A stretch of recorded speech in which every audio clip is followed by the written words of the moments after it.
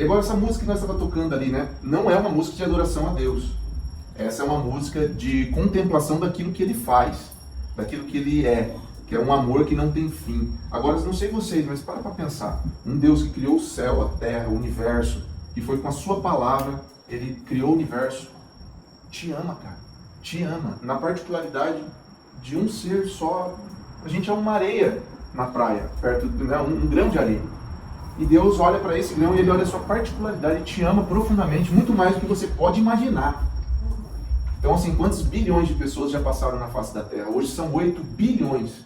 E Ele conhece cada um na sua mais íntima particularidade, mais ainda do que você se conhece. Até aquilo que você não sabe porque que você sofre, Ele sabe. Tanto é que Ele, para demonstrar pra gente que a gente é único, que a gente não é só um jogado no meio de uma multidão, não é mais só um grão de arroz no meio de um panelão de arroz, não. Ele fez com que cada um tivesse uma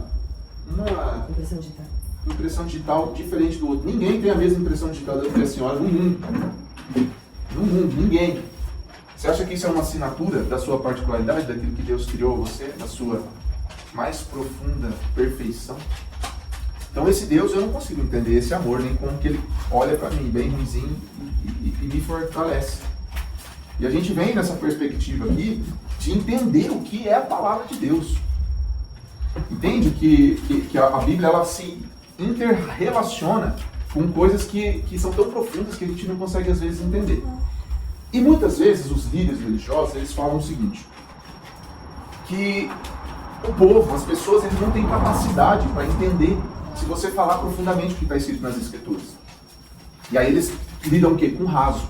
Eles falam aquilo que as pessoas querem escutar, que Deus vai melhorar a sua vida, que você vai ser abençoado, que Jesus te salvou. As coisas que são reais, mas que mais acalenta o nosso ego e às vezes os nossos desejos e as nossas expectativas da vida.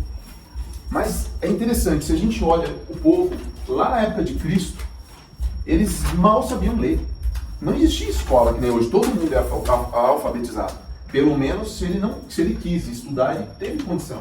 Ainda que não foi numa escola de renome, que ele sai pronto para prestar um vestibular mais difícil. Mas ler e escrever o cara não vai deixar de saber. É até obrigatório pelo governo. Naquela época lá, é só quem realmente era escolhido para ser um discípulo de algum mestre, que o mestre ensinava para ele. Não era que nem hoje, você sentava 30, não. Era o mestre tinha 3, 4 discípulos. Cristo teve 12 e ensinou para eles tudo que ele sabia. Nessa perspectiva, o povo de lá era muito mais ignorante do que a gente, né? Na questão cultural, na questão de ler, escrever e de condição de interpretar e entender coisas mais profundas. Mas tudo que Paulo escreveu aqui, porque Paulo é tão profundo, que muita gente se confunde no que ele fala e distorce o que ele falou. Tanto que Pedro, lá na segunda carta dele, ele fala assim, ó, escutem e leiam aquilo que o irmão Paulo falou. É complicado, às vezes as pessoas distorcem o que ele falou, mas tem fundamento sólido ali. Então nem Pedro, às vezes, entendia direito o que Paulo falava. Para você entender a profundidade. Mas não tem a ver com o homem. Não tem a ver com a capacidade da Jennifer, que é médica, e nem de um outro irmão que, às vezes, não sabe escrever aquela ortografia, mas escreve mais ou menos ali o nome. Porque não é a Jennifer, nem a capacidade de outro irmão que não pôde estudar, fazer uma faculdade, ou que estudou o primário ali, ou até nem fez o primário, fez só a alfabetização ali, que vai dar a capacidade de entender o que a gente fala aqui. O que fala aqui é o Espírito Santo, que vem e coloca dentro do nosso coração.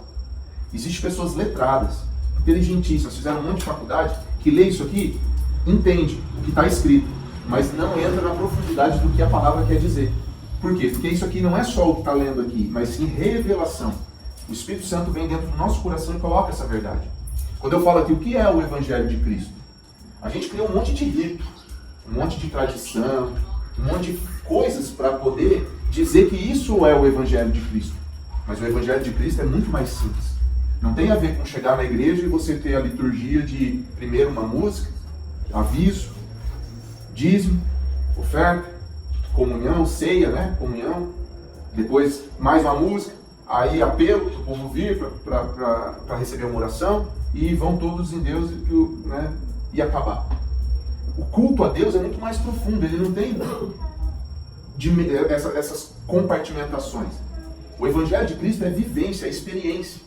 É eu e você, nós aqui, vivendo junto. Que é o quê? A reconciliação com o Pai, para que a gente pudesse viver como irmãos, a profundidade do que Cristo fez por nós. E aí a gente entende que muitas vezes a gente substitui a grandeza de Cristo vivendo em nós por regras.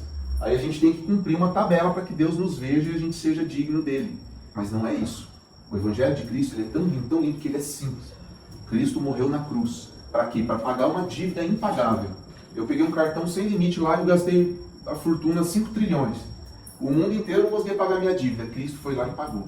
A dívida de cada um, uma dívida impagável, inimaginável. A morte de Cristo fez isso. Nos reconciliou com o Pai, porque nós éramos devedores do Pai por causa do nosso pecado. Então, Jesus nos purifica. E aí agora, nós temos o quê? Que reconhecer o sacrifício dele. Eu sempre falo pro pessoal aqui, a Jennifer, ela está com uma dívida muito grande. E aí vem Jesus e fala assim, Jennifer, eu paguei a sua dívida. Mas eu não tenho dívida. Por que você pagou dívida minha? Não te devo nada e nem quero também que você pague dívida. Eu não tenho dívida. Ela não reconhece que tem dívida. Então, eu não reconheço que sou pecador. Que esse negócio de Deus, de Jesus, não existe. Eu não estou nem aí. Eu vivo a minha vida, eu quero ser feliz. Né? Aí o que acontece? Ele nega a dívida. Então, o pagamento que Cristo fez, para ele, independente dele não dever mais, para ele é ineficiente. Porque ele não reconhece. Então, é assim que é o Evangelho de Cristo, para a gente ser liberto das nossas prisões, dos nossos pecados. Todos nós temos pecados gravíssimos. Uns maiores, outros menores, mas pecado é pecado. Beber bebida alcoólica, usar cigarro, usar droga, trair a mulher, tudo isso é pecado. Não adianta compartimentar, isso é maior, isso é menor. Não, é pecado. Tem os pecados que são mais difíceis as consequências. Por exemplo, se eu trair a minha esposa, ela descobriu, eu posso perder o amor da minha vida. Eu posso perder tudo que o Senhor tem de propósito para nós, uma família. E eu nunca mais achar uma mulher tão boa quanto ela. A consequência é muito pior.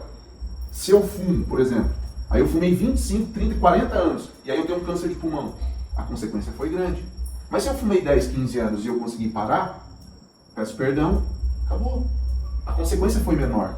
Então, você vê que o pecado, ele, tanto quanto a proporção do que ele faz, e quanto mais tempo você vive nele, é pior. As consequências é maiores.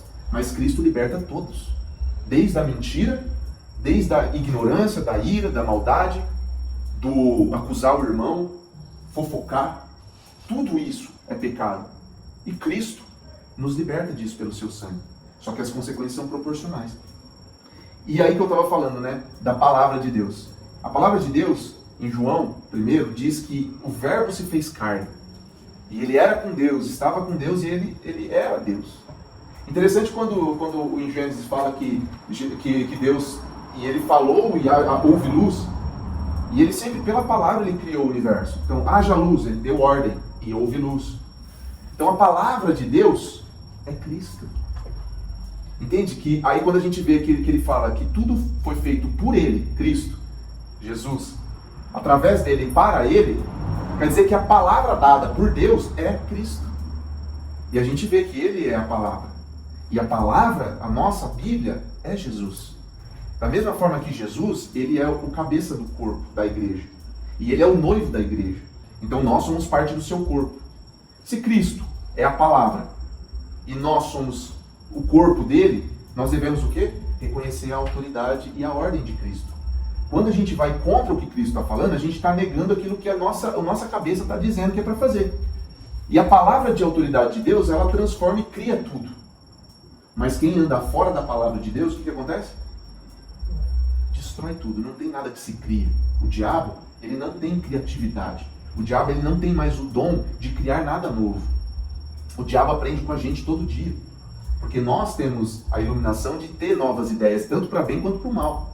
Mas o diabo já não tem mais. Por quê? Porque ele não tem mais nenhuma ligação com Deus. Mas ele conhece tudo. Ele estava lá quando aconteceu. Ele estava lá quando a gente nasceu. Ele estava lá quando às vezes a gente foi abusado. Quando a gente foi abusado. Não só fisicamente por um adulto, ou também fisicamente por uma criança. Os traumas de criança, de bullying. Hoje fala bullying, né? Mas todos os nossos traumas, ele estava lá. Ele sabe a sua ferida, ele sabe o que mais dói no teu coração. E ele sabe onde atingir as tuas feridas. E aí ele levanta pessoas que estão no seu domínio para usar eles para atingir as suas dores. Mas se a gente não pegar essa dor toda e colocar nos pés do Senhor e seguir a palavra dele, a gente vai caindo. A gente vai caindo. E aí vem o quê? A gente olha para o passado e a gente tem depressão. Por quê? O que eu vivi, eu não fiz nada, eu não consegui conquistar nada, tudo que eu fiz na minha vida não deu certo, tá errado. Aí a gente esquece do presente. Aí a gente às vezes esquece do que a gente passou lá frente. A gente olha pra frente, eu não vou conquistar, como que eu vou fazer pra conseguir aquilo? Aí a gente começa a viver a ansiedade do futuro. Então quer dizer, a gente vive a ansiedade do futuro e a depressão do passado. Rapaz, é um inferno, né? Porque é interessante que até a Jennifer postou uma frase lá do Jonathan Edwards. Ele fala assim, a porção de terra é o inferno, é a única porção de inferno que os salvos terão. Contudo, a terra é o único pedaço de paraíso para os descrentes, ou aqueles que são rebeldes. Então você pode estar vivendo no céu ou no paraíso, aí depende, ou no inferno ou no paraíso, depende da perspectiva. Se eu sou salvo, aqui é ruim pra caramba, porque afinal de contas eu vejo a eternidade. E a eternidade é a presença do meu Pai todos os momentos ao meu lado, onde não haverá dor nem ranger de dentes. Então, por que a gente está tão preocupado com a perspectiva dessa vida tão pequena? Aí a gente começou a entender o que é a fé. A gente sempre fala, não, eu tenho fé que isso aí vai dar certo. E aí a gente liga essa fé de que vai dar certo na fé do Evangelho. E a gente fala que é pela fé do Evangelho que aquilo vai dar certo. Só que a fé humana não tem nada a ver com a fé bíblica. A fé aqui da palavra não tem nada a ver com a fé das coisas. Porque eu posso ter fé que o time X de futebol vai ganhar o campeonato. O que isso tem a ver com Jesus? Você imagina Deus lá no céu, os dois times ajoelham e rezam o Pai Nosso e pedem para ganhar o jogo. O que Deus faz? Ele joga na moeda para cima para ver quem ganha? Deus não está nem aí com isso, cara. Quem treinou mais lá que ganha, vocês que lute. Deus não está interferindo nas nossas mazelas. A fé que a Bíblia fala é a fé em Cristo. Porque olha que lindo, né? Eu quero ir lendo o texto aqui, que é tanta coisa profunda que o Senhor entrega nessa palavra, que a gente não tem nem como trazer uma pregação, tem que ler e compartimentando as Escrituras. Depois que a gente entende essa perfeição, que o Evangelho trata-se da relação entre os irmãos, porque é o seguinte, eu até comentei, a Flavinha e o Diego foi em casa, a gente conversou muito sobre isso. Gente, nós não precisamos ir conquistar almas, nós precisamos fazer discípulos, e nós só fazemos discípulo quando o quê? Estamos consolidados. Como que um ignorante pode criar discípulo? Vai criar discípulo da própria ignorância? Não. A nossa vivência de relação vai ser o corpo de Cristo. Isso vai manifestar a glória de Deus. É viver família. Você é meu irmão. Se você falar ali, Jorge, furou o pneu do meu carro. Rapaz, eu vou deixar meu irmão e vou virar as costas para ele. Velho, não tem macaco, não tem nada. Tchau. Não, é meu irmão. Meu irmão foi despejado da casa, ele vai dormir embaixo da ponte? Cadê a família desse cara? Entende? É essa verdade, essa consolidação de ser coerência daquilo que a gente prega, de viver a verdade do Evangelho. E aí as pessoas vão ver aquilo que nós vivemos, e isso manifesta quem Cristo é. E aí a gente não precisa ficar indo buscar e ganhar o mundo, não. Cristo já salvou o mundo. Agora, olha, isso é forte. Na verdade, o mundo não tem tanto problema com Deus. Ele tem problema com aquele que diz que o representa. Porque nós não vivemos aquilo que a palavra diz como irmãos e família. Então, assim, é muito pior, porque a gente está manifestando um Deus que não é pai. Um Deus que segrega as pessoas, que você tem que ser alguém digno para poder entrar no nosso meio. Então a nossa relação está desqualificando a verdade do Evangelho. Nós precisamos voltar e pensar nisso. Que o Evangelho não tem a ver com ritos, não tem a ver com nada que eu faça, mas sim tem a ver com o que eu vivo. Você é mais importante que a minha vida, Flavinha. Diego é mais importante que a minha vida. A Luzia é mais importante que a minha vida. Quando eu vivo dessa forma, não me importa se você me trata mal, se você me magoa, eu não estou preocupado com isso. Posso até ficar meio tristinho, mas eu vou te amar em dobro. Por quê? Porque a minha perspectiva não é mais agora.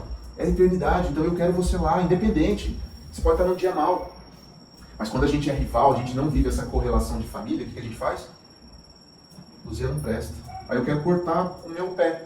Se Cristo é a cabeça, se eu sou parte do corpo, e a Luzia é pé e eu sou mão, agora eu vou cortar o pé, porque o pé não tá meio invocadinho esses dias aí.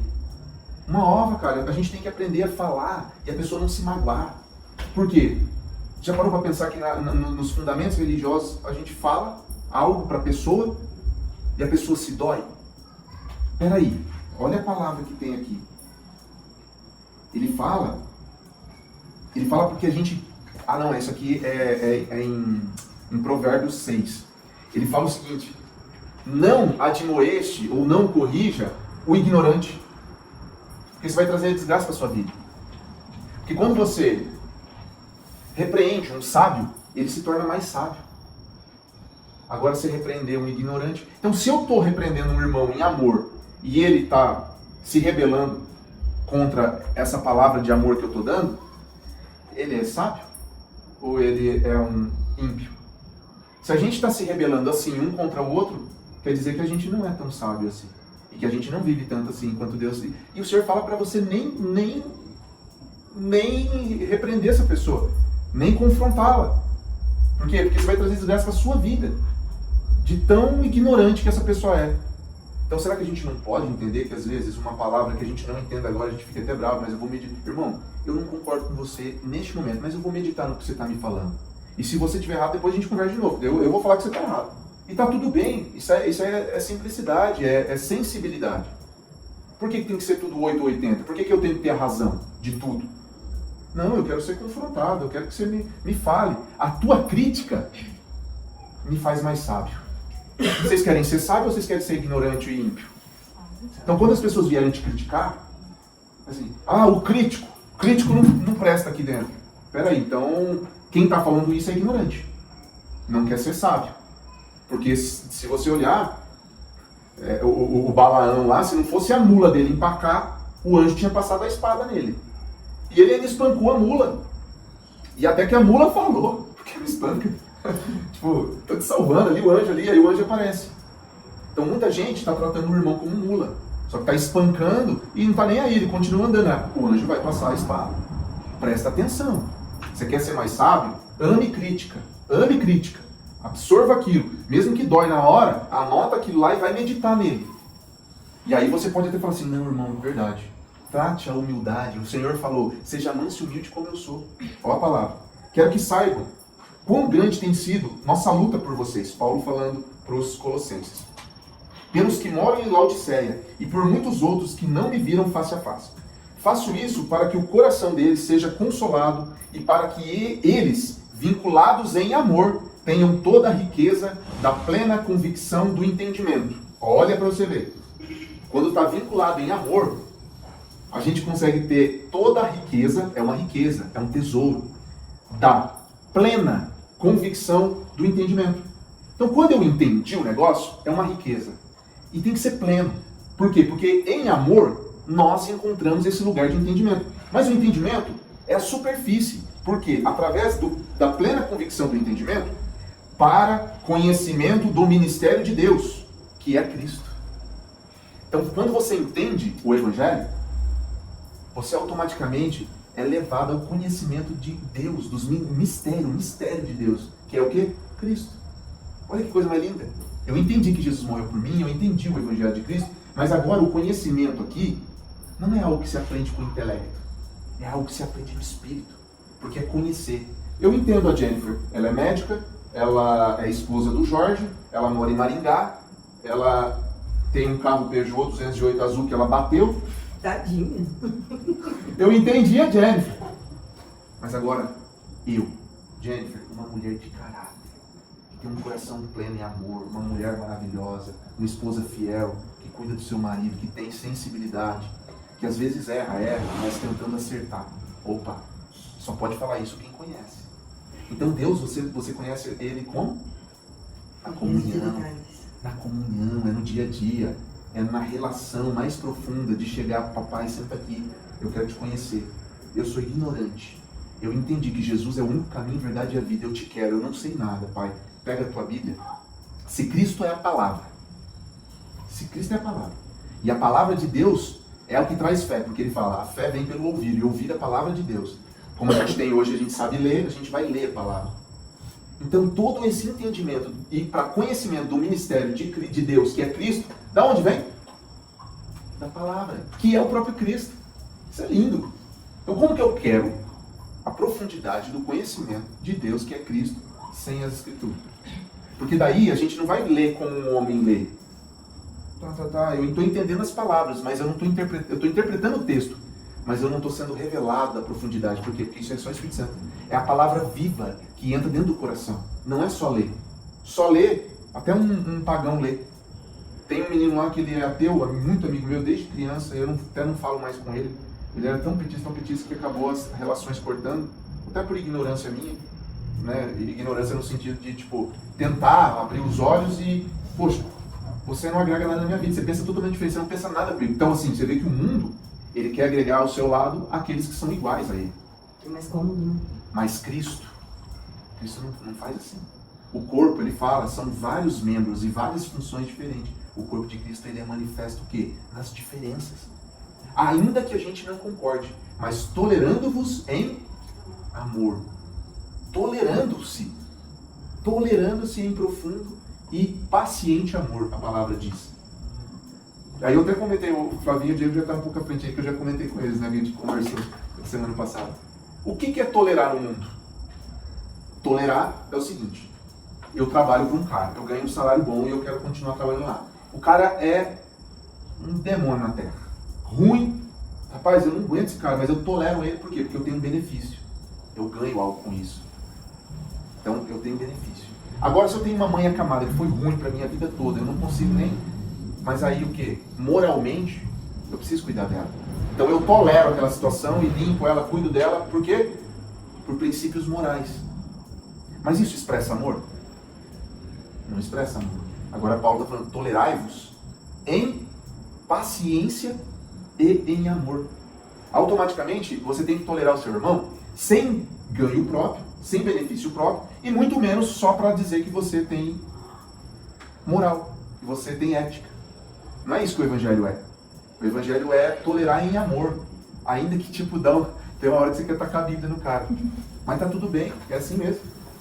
Não está falando para você jogar flores e viver em flores de mão dada, pulando nos campos verdes. Como...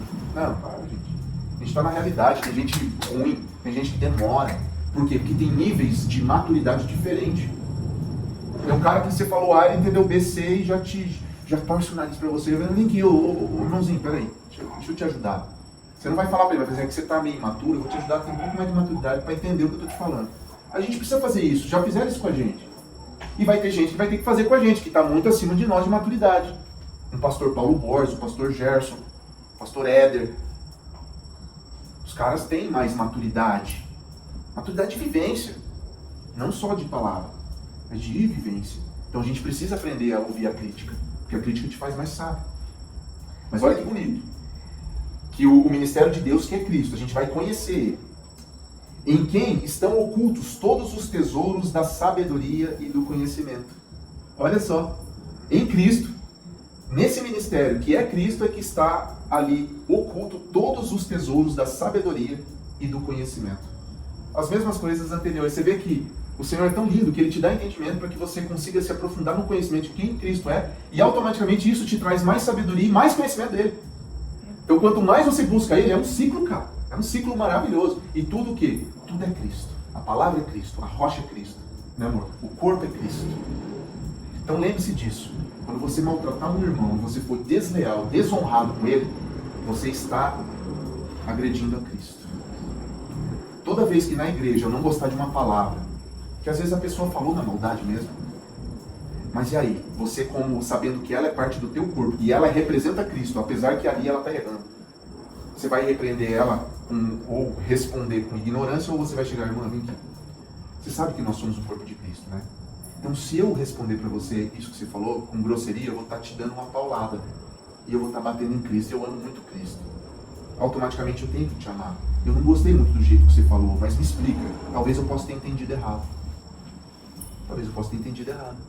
Aí a pessoa, no mínimo, ela vai se constrangir. Se você entendeu certo, ela vai escolher, não, é que eu fui ignorante. Assim, então vamos deixar isso de lá, vamos viver a plenitude do corpo. Porque se a gente se bater aqui, a gente vai estar ferindo Cristo. Ele vai sentir a nossa dor. Aonde a gente sente a dor quando a gente chuta a quina do móvel? É no pé? Mas quem que entende que aquilo é dor? A cabeça. Então, filho, às vezes você acha que você está sofrendo, mas reflete, está tudo lá na cabeça. Ele sente a sua dor.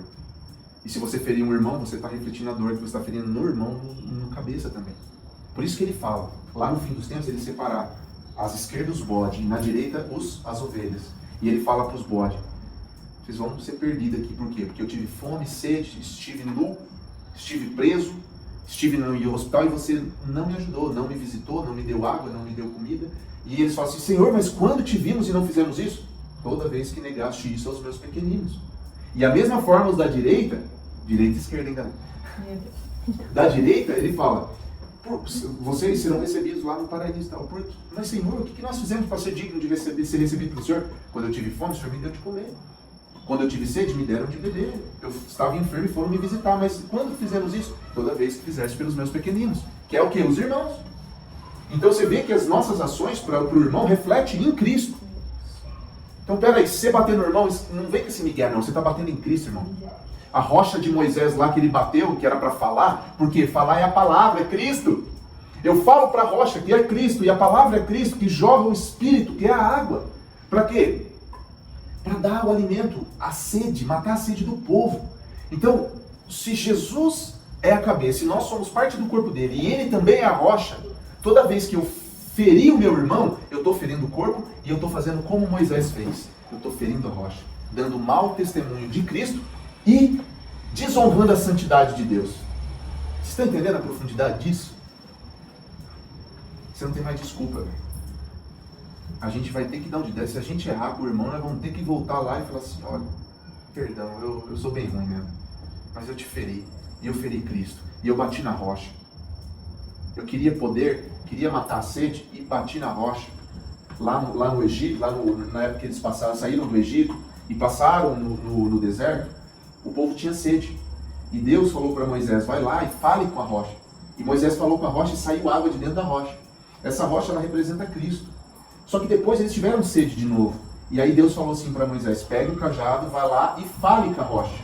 Então o que ele fez? Ele foi lá e bateu na rocha. Só que não era mais para bater, era para falar. Só que o resultado foi o mesmo, saiu água. Só que ele deu um mau exemplo. Porque Cristo queria que o povo visse ele falando com a rocha. Porque a rocha é Cristo. E não pode mais ferir a rocha. É só uma vez que a rocha foi ferida. Que foi na cruz. Vocês estão dispostos a crucificar Cristo de novo? Então para de bater no seu irmão. Para de bater no seu irmão, que você está ferindo a rocha pela segunda vez. Uau! Fala de novo, Marcos. Para de bater no seu irmão. Porque se você bate no seu irmão, você está crucificando Cristo de novo. Você está ferindo a rocha, em vez de falar com a rocha. E automaticamente, ao ferir o seu irmão, você está o quê? Crucificando Cristo de novo. Porque na primeira vez que Moisés falou com a rocha, ele foi e bateu, porque era para bater. Porque Cristo era para ser crucificado. Isso representa isso. Mas na segunda vez, quando ele bate, ele está crucificando e desonrando a santidade de Deus. Para de bater no seu irmão. E devido a isso, ele foi proibido de entrar na terra prometida. Né? Aquilo era uma tipologia do que viria Cristo. Obviamente, Moisés ele estava lá no Monte da Transfiguração com Cristo. Mas dessa vez, meu irmão, nós estamos falando da rocha real, Cristo. Não é figurativamente. Às vezes, estão batendo nos irmãos. Os líderes estão batendo nos irmãos. Está saindo água da rocha, que se diz que é o poder. Mas está crucificando Cristo de novo. Não está falando com a rocha. Não está dando bom testemunho do que é a grandeza do Evangelho de Cristo. E olha só, continuando. Porque embora ausente em pessoa, eu em espírito estou com vocês, alegrando-me e verificando a boa ordem de vocês e a firmeza da fé que tem em Cristo. Tudo isso resume na fé. E a fé é o quê? Em Cristo. Não naquilo que Cristo vai fazer por mim. A fé do mundo é a perspectiva de sucesso das nossas expectativas, dos nossos desejos, daquilo que a gente quer. Eu tenho fé que ano que vem eu vou comprar um carro novo. Pode até acontecer, irmão. Mas não coloca Deus nessa parada, não. Trabalha. Pede para Deus, eu tenho fé em Cristo. Por quê? Tudo coopera para o bem daqueles que amam a Deus. E estão o quê? Estão dentro do chamado do seu propósito. Então você quer que faça tudo bem? Tudo esteja bem? Coopere para o seu bem? Esteja no propósito de Deus. Agora, se não tiver no propósito de Deus e estiver acontecendo, estando muito certo, pode ser que o empregado dele está entregando o que você está desejando. Porque você está fazendo troca, e quem troca é o diabo, Deus não faz troca. Deus deu de graça, a graça de Cristo. Cristo deu de graça, não te cobra nada por isso. Gente, isso é muito forte, meu. A gente começa a viver diferente. Nada importa.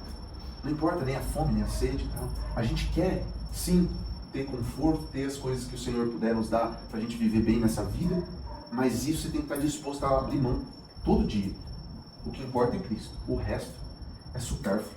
Eu vou te falar, a casa que a gente mora, o dinheiro que a gente tem no banco, qualquer coisa que a gente possa ter, um governo com uma ordem, perdeu tudo, do dia para a noite. O Collor que o diga, né? O senhor e a senhora devem ter passado por isso, né? O Collor que o diga. Do dia para a noite que a gente estava milionário, estava com o mesmo dinheiro que qualquer outro pedreiro, servente, qualquer um. Estava todo mundo sem dinheiro, porque foi perdido tudo. Uma ordem de um governante, um homem, que come feijão, arroz e tem que ir no banheiro igual a gente. Mas com Deus não, né? Deus deu, é irrefutável. Não volta. É fiel. A fidelidade dele é fiel até mediante a nossa infidelidade. Uau! Ele não está importando com a sua boca podre, nem com a minha boca podre. Ainda que eu estou falando um monte de besteira, o poder dele, a fidelidade que ele falou que teria pelo homem que se levantaria para pregar o seu evangelho, está acima das minhas mazelas. Então a glória de Deus vai jorrar através de mim. Não porque eu sou bom, é porque ele é fiel. Lembre sempre disso, ele é fiel. Imagina se Deus fosse, ó, eu serei fiel com vocês dependendo do que vocês falam. Ah, pá, nós estava ruim na vida. Qual que é a nossa perspectiva, meus irmãos? Ó, arrependimento. A gente precisa ter arrependimento sincero daquelas falhas do passado. O arrependimento não está ligado àquilo que a gente quer de benefício. Ah, eu me arrependo, saio dessa mazela que eu estou para quê? Para ter um benefício, para ter uma vida melhor, uma vida que funciona. Não. Você se arrepende porque você entendeu o sacrifício de Cristo. Você se quebranta porque você quer se entregar a Ele. É um processo. Arrependa-se. Tenha fé em Cristo Jesus. Se batize assim como Jesus se batizou. Busque ao Senhor. E automaticamente você será essa fonte de rios a jorrar. Fonte de águas cristalinas a jorrar. É esse o propósito. Nós buscarmos a Deus para que a gente possa o quê? Ser comunhão, ser o corpo que manifesta a luz de Deus para o mundo que está em trevas. Pronto. Não quero ganhar nada. Não quero ganhar ninguém. Se a gente andando por aí, a gente refletir a luz de Cristo, e ele fala que essa luz se torna a nossa luz, a vossa luz, gente, acabou. Não faz nada não atrapalha o Espírito Santo, que é ele que faz tudo. É a palavra da nossa boca que entra dentro do coração, que o Espírito Santo abre ali e faz você entender aquilo que não era possível entender. Esse é o Evangelho de Cristo. É lindo demais, né, irmão? Olha para você ver aqui, deixa eu ver se dá para compartilhar mais. Não, acho que já está bom. Ixi, tem tanta coisa aqui, gente, céu, meu Deus. Não, é lindo. Eu acho que já deu para a gente entender muita coisa, né? O Evangelho de Cristo não tem a ver com aquilo que a gente entrega para Deus, achando que a gente tem que buscar Deus para que as coisas dê certo. Eu fui católico por 24 anos. Toda vez que eu ia na missa era meio que na culpa de que se eu não for, as coisas vão dar errado. Se eu não for na missa, Deus não vai ser bom comigo. Cara, eu estou fazendo uma troca com Deus. Deus está lá ligando se eu vou na missa, se eu não vou, se eu deixo de ir, se eu não vou. Deus está ligando se eu vivo com você como meu irmão. E aí sim a igreja é importante, porque eu vou lá para manifestar o reino dele, sendo o quê? O irmão sábio, que recebe crítica, que aprende a admoestar os irmãos em amor, e aí ele faz o quê? Ele é um conciliador. Ele vai manifestar o ministério que Cristo veio, da reconciliação, entre os irmãos e entre o homem e Deus. Eu sou um canal, eu só falo, filho, vem, o pai está te esperando. Você acha que é órfã, mas você é órfã de pai vivo, filho, porque Deus está vivo. Você só não reconheceu ele. A hora que você reconhecer, teus problemas não estão resolvidos. Mas a eternidade está contemplada. Por quê? Ele não veio para resolver teus problemas, mas ele veio para te dar uma perspectiva eterna. Ele veio para transformar quem você é, transformar o teu espírito. E aí pode ser que a vida dê certo ou não, mas mesmo assim você vai ser grato. Salvo. Eu posso discordar de você? Pode, à vontade. Porque você falou, quando você era católico, você sentia a obrigação de ir na missa aos domingos, senão sua semana não seria produtiva e assim sucessivamente.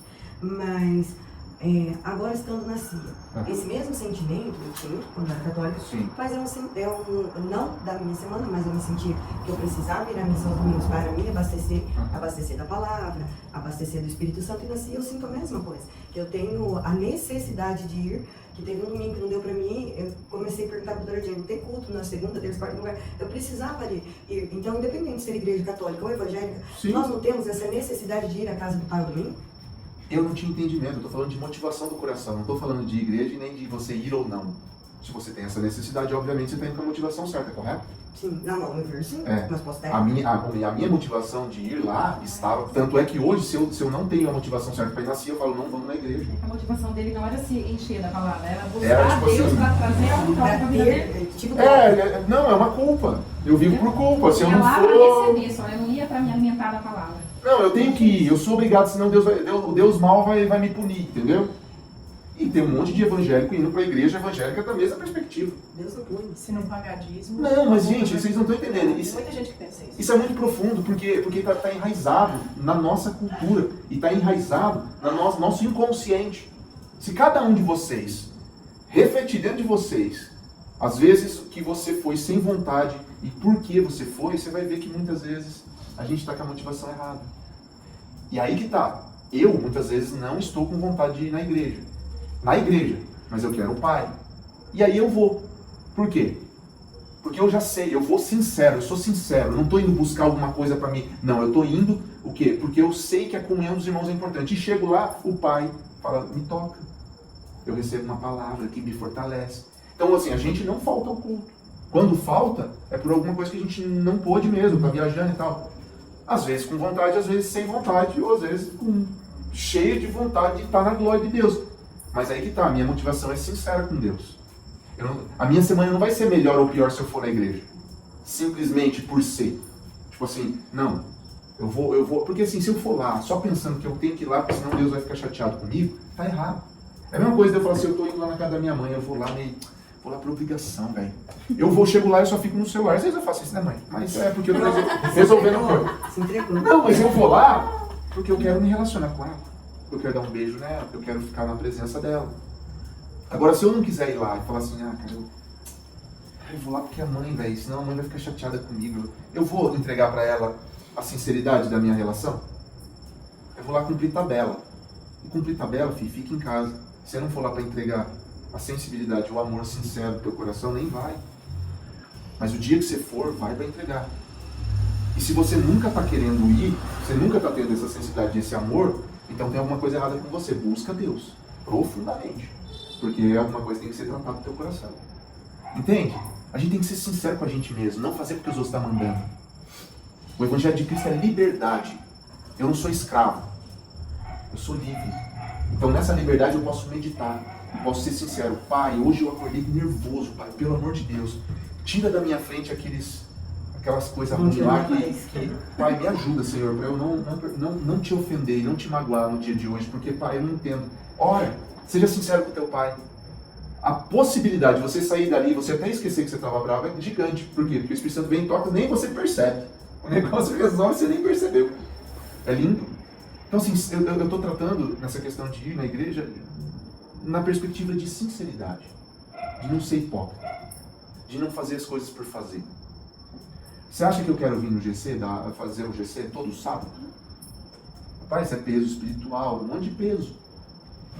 Mas assim, eu sei no meu espírito que o Senhor quer que eu compartilhe aquilo que Ele me entrega.